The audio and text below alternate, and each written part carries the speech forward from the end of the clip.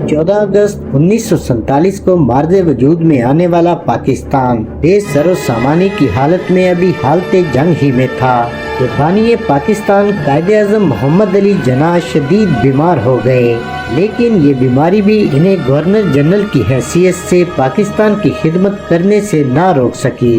कायदे-ए-आज़म के दौरे हुकूमत में पाकिस्तान की मुश्किलात बेपनाह थीं, मगर हौसले जवान थे।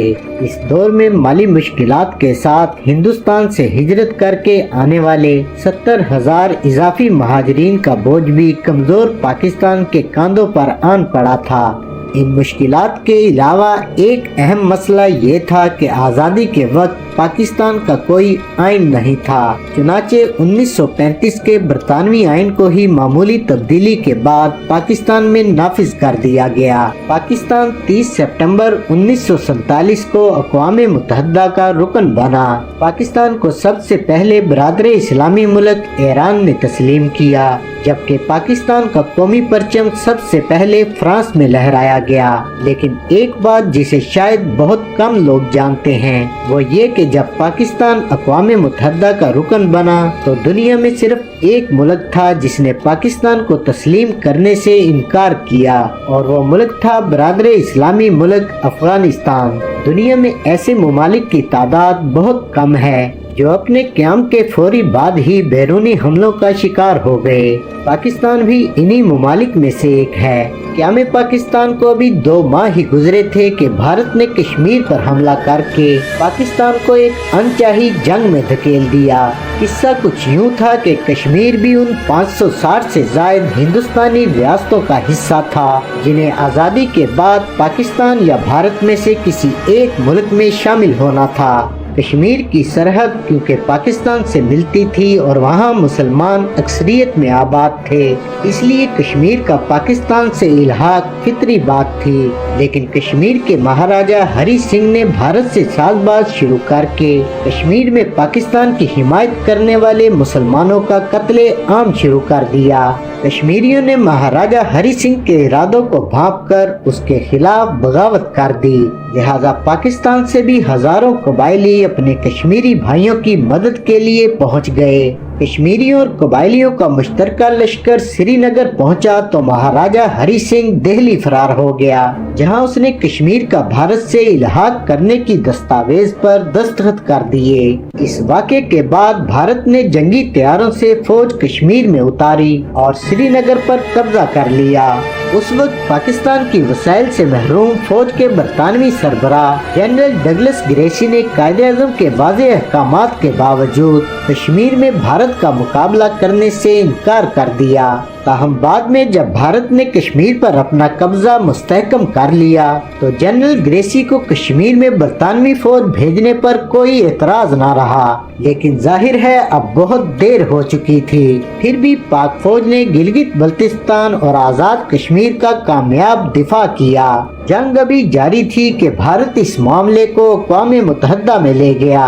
अक़वाम मुत्तहिदा ने कश्मीर में इस्तिस्वाबे राय की करारदाद मंजूर की, लेकिन करारदाद में एक नाइंसाफी ये की गई कि भारत को जारह करार देने की बजाय उल्टा पाकिस्तान से ये कहा गया कि वो कश्मीर से फौज को वापस बुला ले। कायदे-ए-आज़म ने ये करारदाद गैर मुनसिफाना कहकर मुस्तरद कर दी। ताहम इनकी वफात के बाद वज़ीर-ए-आज़म लियाकत अली खान इस करारदाद के तहत जंग बंदी पर आमादा हो गए और 1 जनवरी 1949 को कश्मीर में जंग बंदी हो गई। अगर बात करें कायदे-ए-आज़म मोहम्मद अली जिन्नाह की वफात की तो इनकी बीमारी से लेकर मौत तक का किस्सा किसी खौफनाक और गलीज साजिश का शाखसाना महसूस होता है। एक जानिब जहां एक नौ आज़ाद रियासत बेसरो सामानी का शिकार और हालत जंग में थी, तभी इंतहाई नाजुक हालत में कायदे-ए-आज़म मोहम्मद अली जिन्नाह को बलोचिस्तान के शहर ज़ियारत से कराची लाया गया। आप एयरपोर्ट पर उतरे तो बीमारी से नढाल थे, लेकिन इन्हें इस हालत में ले जाने के लिए एक खटारा सी एम्बुलेंस को बगैर किसी नर्स या स्टाफ के भेजा गया। उस पर सितम ये कि एम्बुलेंस कायदे-ए-आज़म को इनकी रहायशगाह पर पहुंचाने से पहले ही रास्ते में खराब हो गई। जब दूसरी एम्बुलेंस मंगवाई गई तो इस दौरान 1 घंटे का वक्त लग गया। اس دوران محترمہ فاطمہ جناح بیمار بانی پاکستان کو قسم پرسی کی حالت میں ہاتھ سے پنکھا جلتی رہی۔ اس سوال کا جواب آج کسی کے پاس بھی نہیں، یا پھر شاید ایسا ایک بے سر و سامانی سے لڑتی ریاست میں کمیونیکیشن گیپ کی وجہ سے ہوا۔ ایسا بھی کہا جاتا ہے کہ قائد اعظم کی آمد کے بارے میں وزیر اعظم لیاقت علی خان آگاہ ہی نہیں تھے۔ اس کے علاوہ یہ عذر بھی پیش کیا جاتا ہے کہ اس وقت پورے کراچی میں صرف 2 ہی ایمبولینس موجود تھیں، جن میں سے ایک ایمبولینس کو قائد اعظم کے لیے بھیجا گیا تھا۔ شاید یہ کمیونیکیشن گیپ کی تاریخی غلطی ہو، لیکن بہت سے لوگ آج بھی یہ مانتے ہیں کہ خراب ایمبولینس بھیجنا در حقیقت ایک سوچی سمجھی سازش تھی۔ قائد اعظم جب گھر پہنچے تو بیماری سے بری طرح شکستہ ہو چکے تھے۔ آخری وقت میں ان کی بہن محترمہ فاطمہ جناح اور ذاتی معالج کے سوا ان کے ساتھ کوئی دوسرا موجود نہیں تھا۔ اپنی آخری سانسیں لیتے ہوئے قائد اعظم محمد علی جناح کے لبوں پر آخری الفاظ تھے، اللہ پاکستان۔ انہوں نے یہ کہا اور جان جانے آفرین کے سپرد کر دی۔ قائد اعظم کے جنازے میں 6 لاکھ افراد شریک ہوئے۔ بانی پاکستان کی وصیت کے مطابق ان کی نماز جنازہ مولانا شبیر احمد عثمانی نے پڑھائی۔ قائد اعظم کی وفات کے بعد خواجہ ناظم الدین کو پاکستان کا دوسرا گورنر جنرل منتخب کر دیا گیا۔ ادھر قائد اعظم جہان فانی سے رخصت ہوئے، ادھر حکومتی ایوانوں میں روایتی سازشیں جنم لینے لگیں۔ اس سارے گرداب کو اگر کوئی شخص قائد اعظم کے بعد سنبھالنے کی صلاحیت رکھتا تھا تو وہ پاکستان کے پہلے وزیر اعظم خان لیاقت علی خان تھے۔ بانی پاکستان کے بعد لیاقت علی خان مختار کل ہو گئے اور پاکستان کی قسمت کے اہم ترین فیصلے کرنے لگے۔ اس وقت ایک طرف پاکستان کا آئین تشکیل پا رہا تھا اور دوسری طرف پاکستان کو اپنی تاریخ کا اہم ترین فیصلہ کرنا تھا۔ یہ فیصلہ تھا روس اور امریکہ کی سرد جنگ میں کسی ایک کا اتحادی بننا یا غیر جانبدار رہنا۔ پاکستان نے یہ تاریخی فیصلہ امریکہ کے حق میں کیا، حالانکہ پاکستان کے پاس بھارت کی طرح غیر جانبدار رہنے کا آپشن بھی تھا۔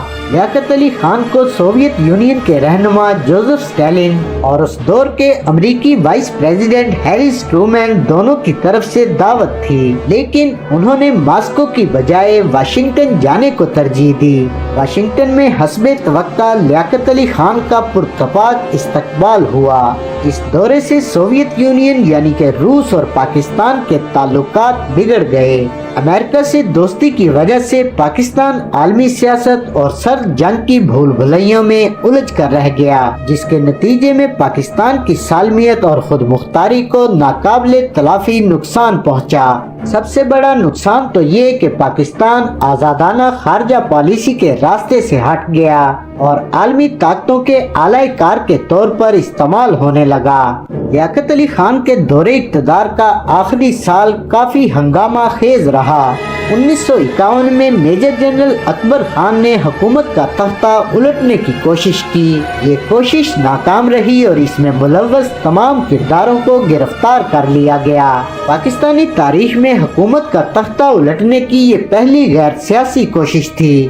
16 اکتوبر 1951 کے دن لیاقت علی خان راولپنڈی میں مسلم لیگ کے جلسے سے خطاب کرنے کے لیے سٹیج پر آئے تو جلسے کے شرکاء میں کھڑے سید اکبر نامی ایک شخص نے وزیر اعظم لیاقت علی خان پر گولی چلا دی۔ گولی سینے میں لگی اور پاکستان کا پہلا وزیر اعظم ہزاروں لوگوں کے درمیان دن دہاڑے قتل ہو گیا۔ کہا جاتا ہے کہ لیاقت علی خان کے آخری الفاظ تھے، اللہ پاکستان کی حفاظت فرما۔ اس پر ظلم یہ ہوا کہ اس قتل کی تفتیش کے لیے جو پہلا ثبوت میدان میں موجود تھا، یعنی گولی چلانے والے سید اکبر کو پولیس نے موقع پر ہی ہلاک کر دیا۔ یہی نہیں بلکہ اس قتل کی تفتیش بھی انتہائی غیر سنجیدہ طریقے سے کی گئی، جس کا ایک ثبوت یہ ہے کہ جب لاہور ہائی کورٹ نے قتل کیس کی فائل پیش کرنے کا حکم دیا تو ایڈیشنل ایڈوکیٹ جنرل نے حیرت انگیز جواب دیا۔ اس نے کہا کہ مائی لارڈ لیاقت علی خان کے قتل کی فائل گم ہو گئی ہے۔ इस कत्ल की मुकम्मल तफ्तीश तो कभी ना हो सकी, लेकिन अखबारों में ऐसी खबरें छपती रहीं कि लियाकत अली खान के कत्ल के पीछे अमेरिका और अफगानिस्तान का हाथ है। सियासी माहिरीन कहते हैं कि अगर पाकिस्तान के पहले सियासी कत्ल की तहकीकात दुरुस्त अंदाज में कर ली जाती और कानून के मुताबिक सजाएं दी जाती तो शायद आज पाकिस्तान की तारीख मुख्तलिफ होती। लियाकत अली खान का दुनिया से रुखसत होना था कि पाकिस्तान के वजीर आजम की कुर्सी एक मजाक बनकर रह गई, जिस पर कठपुतलियां लाई जाती और गिराई जाती। इस पर सितम ज़रीफी ये कि इन कठपुतलियों को चलाने वाला एक मफलूज और माजूर शख्स था, जो बदकिस्मती से पाकिस्तान का मुख्तार कुल बना दिया गया था। सोचने की बात यह है कि एक माजूर शख्स पाकिस्तान के स्याह सफेद का मालिक कैसे बन गया। किस्सा यह है कि लियाकत अली खान की शहादत के बाद मुस्लिम लीग ने एक ऐसा फैसला किया जिसके नताइज खतरनाक साबित हुए। लियाकत अली खान की जगह एक मुतहर्रिक सियासी शख्स की जरूरत थी, जो पाकिस्तान का आइन भी तश्कील दे और मुल्की मामलात भी संभाले। इसलिए गवर्नर जनरल ख्वाजा नाज़मुद्दीन को वजीर आजम का ओहदा सौंप दिया गया। बरतानिया के 1935 के आइन के मुताबिक गवर्नर जनरल के पास काफी इख्तियारात मौजूद थे, लेकिन रस्मी तौर पर वो इनका इस्तेमाल नहीं करते थे। इसलिए वजीर खजाना मलक गुलाम मोहम्मद को बेज़रर समझते हुए गवर्नर जनरल बना दिया गया। फालिज के मरीज मलक गुलाम मोहम्मद एक ब्यूरोक्रेट थे और क़याम पाकिस्तान की जिद्दोजहद से इनका दूर का भी वास्ता नहीं था। इसीलिए वो अवामी उमंगों को समझने से सरासर कासिर थे। उस पर मजीद ये कि फालिज के बाइस इनकी गुफ्तगू किसी की भी समझ में नहीं आती थी। इसलिए इनकी बातों के मफहूम को समझाने के लिए इनके साथ एक अमेरिकी सेक्रेटरी को अपॉइंट किया गया था। उस वक्त क्योंकि पाकिस्तान का आइन नहीं बना था और पाकिस्तान को बरतानिया के 1935 के आइन के मुताबिक ही चलाया जा रहा था, लिहाजा इस एक्ट में गवर्नर जनरल के पास काफी इख्तियारात थे। सो बजाय इसके कि मलक गुलाम मोहम्मद इन इख्तियारात का इस्तेमाल करते हुए फादर ऑफ द नेशन बनते, उन्होंने इस एक्ट का फायदा उठाया और अपने इख्तियारात का खुलकर जायज और नाजायज इस्तेमाल किया। उनके दौर में पाकिस्तान में दो बड़े अहम वाक़यात रूनुमा हुए।